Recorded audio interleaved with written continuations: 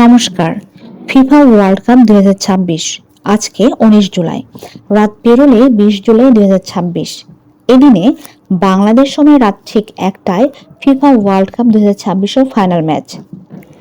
এই সময়ে আর্জেন্টিনা ও Spain final ম্যাচের জন্য মাঠে নামবে। পুরো বিশ্ব বেশ কিছুদিন হলো ফুটবল খেলাকে কেন্দ্র করে ফুটবল ফিভারে আক্রান্ত। আজকে এই ফুটবল ফিভারের মাত্রাটা খানিকটা বেশি। একটা টান টান উত্তেজনা সবার মাঝেই। ফাইনাল ম্যাচ দেখার জন্য কারো যেন আর তর সইছে না। অপেক্ষার প্রহর গুনতে গুনতে এক একজন প্রায় পাগল হয়ে যাচ্ছে। এই উত্তেজনা দেখেছিলাম গতবার, অর্থাৎ 2022 সালে। 2022 সালে ফিফা ওয়ার্ল্ড কাপ খেলাটা দেখেছিলাম পুরো পরিবার সহ।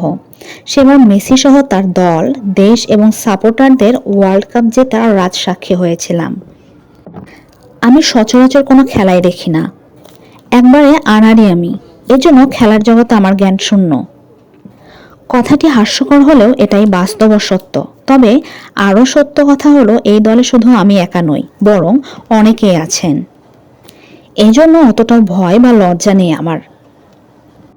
তবে আমি যদি আমার স্টুডেন্ট লাইফের কথা বলি, তাহলে একটা কথা বলবো, মেসে এবং ভার্সিটির হলে থাকাকালীন সময়ে যখন ফুটবল এবং ক্রিকেট এই ধরনের খেলার উত্তেজনা কাজ করতো সবার মাঝে, তখন দল সহকারে সেই খেলাটা উপভোগ করতাম।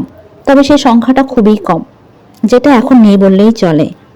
তবে বাস্তবসম্পন্ন কথা হলো, আমি যদি নিয়মিত খেলা দেখি, তাহলে হয়তো বা খেলা সম্পর্কে A to Z কিছু না কিছু হলেও আমি জানতে পারবো বা শিখতে পারবো। যাই হোক, ফুটবল খেলায় আমি কোনো দলের অন্ধ ভক্ত নই। তবে আমার আশেপাশে অনেক অন্ধ ভক্তই রয়েছে, যারা কিনা ফুটবল খেলা সম্পর্কে একবারে অন্ধ। যেমন আমাদের পাড়ায় আর্জেন্টিনা ফ্যানদের ভর্তি। খেলা শুরু যখন হয়, আর্জেন্টিনা যখন গোল দেয় আর আর্জেন্টিনা যখন জিতে যায়, তখন পাগলামির কোনো সীমা নেই তাদের। একদম রাত্রিবেলা হই হুল্লোড় করে সবাইকে পাগল করে দেয়, অস্থির হয়ে যায় চারিদিক। তাদের এরকম উন্মাদনা দেখে আমার বাবাও তাদের দলেই নাম লিখিয়েছে, অর্থাৎ তাদের মতো আমার বাবাও আর্জেন্টিনা দলের সাপোর্টার। আবার আমার খুব কাছের একজন বন্ধু আছে, যে কিনা ব্রাজিলের অন্ধভক্ত, এমনকি তার পরিবারের কিছু সদস্যও। তবে এবারে সে ব্রাজিলের পাশাপাশি জার্মানির সাপোর্টারও ছিল। কিন্তু হায়, দুটি দলের একটিও ফাইনাল অবধি আসেনি। তবে সত্যি কথা বলতে, আর্জেন্টিনা আর ব্রাজিল যদি ফাইনাল ম্যাচে থাকতো, তাহলে বেশ মজা হতো। টান টান উত্তেজনার সাথে হাড্ডাহাড্ডি খেলা। এই খেলাকে কেন্দ্র করে নানান জনের নানান রকম হাস্যকর ও মজার মন্তব্য দেখা যেত সোশ্যাল মিডিয়ায়। এই সকল খেলাকে কেন্দ্র করে এসব মন্তব্য দেখে এবং তাদের শেয়ার করা কিছু ছবি ভিডিও দেখে বেশ কিছু খেলোয়াড়কেও আমি চিনি। আর্জেন্টিনা মেসিকে চিনি, ব্রাজিলের নেইমারকে চিনি, ওদিকে চিনি ক্রিস্টিয়ানো রোনালদোকে আর এমবাপ্পেকেও। আমার মতে কোনো দলকে ব্যক্তি হিসেবে সাপোর্ট না করে বরং আগে খেলা ভালোভাবে দেখব, বুঝবো, শিখবো, তারপরে না দলকে সাপোর্ট করব। ফিরি আসল কথায়। ফিফা ওয়ার্ল্ড কাপ 2026-এর ফাইনাল ম্যাচকে কেন্দ্র করে অনেকেই অনেকভাবে প্রেডিকশন করছে। বেশিরভাগের প্রেডিকশনে আর্জেন্টিনা আসছে জয়ী দল হিসাবে। হঠাৎ মনে হলো একটা প্রেডিকশন তো আমিও করতে পারি, দেখি না কি হয় ফলাফল আমার প্রেডিকশনে।